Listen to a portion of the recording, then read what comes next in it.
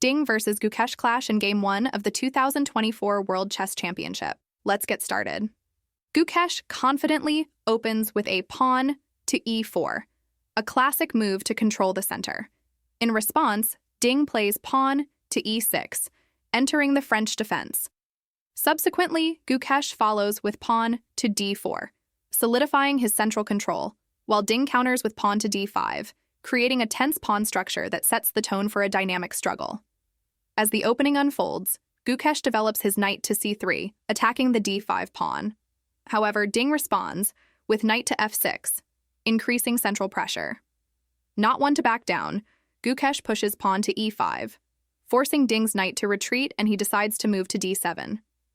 Seizing the opportunity, Gukesh gains space and plays pawn to f4, preparing an aggressive kingside expansion.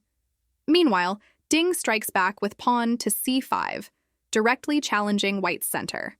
To maintain flexibility, Gukesh repositions his knight to e2, while Ding develops his knight to c6, eyeing the critical central squares.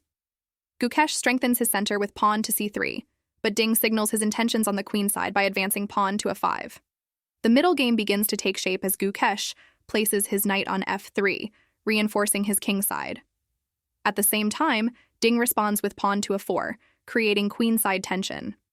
Gukesh then develops his bishop to e3, while Ding calmly positions his bishop on e7, preparing for kingside safety. As the game heats up, Gukesh ramps up his attack with pawn to g4, indicating a sharp kingside assault. In contrast, Ding moves his queen to a5, applying pressure on the queen side. Gukesh continues his development with bishop to g2, preparing for a potential fianchetto setup. Ding, however, advances pawn to a3, threatening to break open the queen side. In response, Gukesh plays pawn to b3, reinforcing his defense, but Ding captures on d4, opening the position. Undeterred, Gukesh counters with pawn to b4, attacking the queen, forcing Ding to retreat it to c7 while maintaining control. As the battle intensifies, Gukesh captures the pawn on d4 with his knight, while Ding develops his knight to b6, increasing pressure on the queen side. Recognizing the need for safety, Gukesh castles kingside, but Ding moves his knight to c4, creating threats in White's camp. To regroup, Gukesh retreats his bishop to f2, while Ding completes his development by placing his bishop on d7. Gukesh aligns his queen on e2, setting up for potential tactics.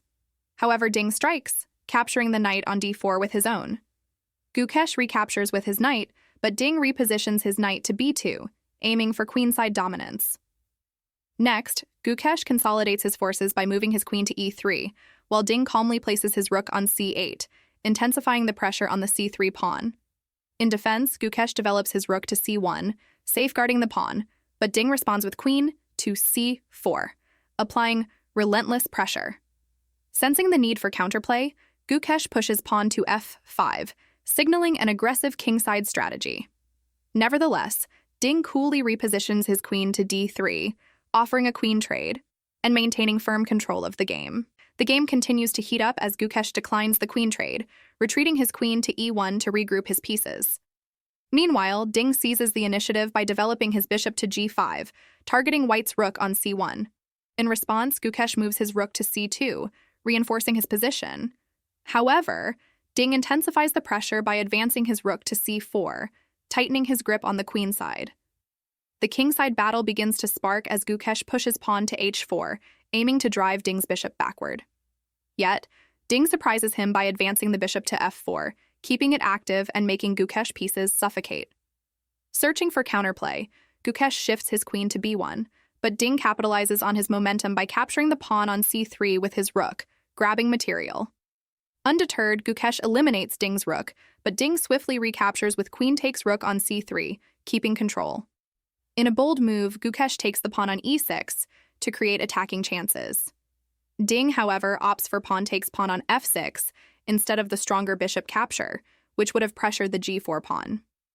Seeking stability, Gukesh regroups with knight to e2, but Ding simplifies the position by capturing the pawn on e5 with his queen, maintaining a clear edge. Gukesh takes bishops on f4, but Ding then captures the knight on f4. Gukesh responds with queen to c2, and Ding offers another queen trade by playing queen to c4. Again, Gukesh declines the trade and moves his queen to d2, preparing for possible counterplay. Meanwhile, Ding castles queenside, safeguarding his king and activating his rook. Gukesh develops his bishop to d4, occupying a strong central square. However, Ding repositions his knight to d3, creating additional threats and controlling critical squares. Sensing the need for activity, Gukesh moves his queen to e3, preparing for a counterattack. Ding, unfazed, strikes with rook takes rook on f1, delivering a check.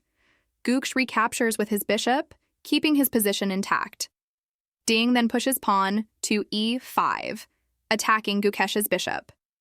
Gukesh captures the pawn with bishop takes pawn on e5, but Ding responds sharply, with queen takes pawn on g4, delivering a check.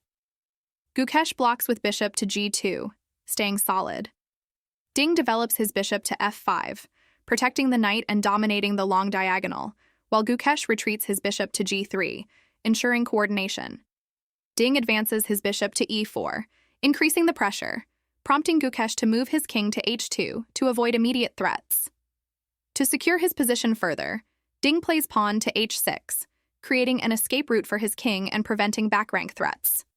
In response, Gukesh places his bishop on h3, attacking Ding's queen while maintaining control of key squares. Ding calmly retreats his queen to d1, eyeing critical points in Gukesh's position. Gukesh counters by moving his bishop to d6, attempting to mount pressure. However, Ding delivers a check with queen to c2, forcing Gukesh's king to g3 as the position becomes increasingly dire. Ding capitalizes by capturing the pawn on a2 with his queen, further extending his material advantage. Gukesh, in a last effort, delivers a check with bishop to e6, but Ding's king retreats to h8, safely tucking away from further threats. Recognizing that the a3 pawn is unstoppable and his forces insufficient to mount a credible attack, Gukesh resigns the game. Ding takes game 1, showcasing his superior strategy and execution.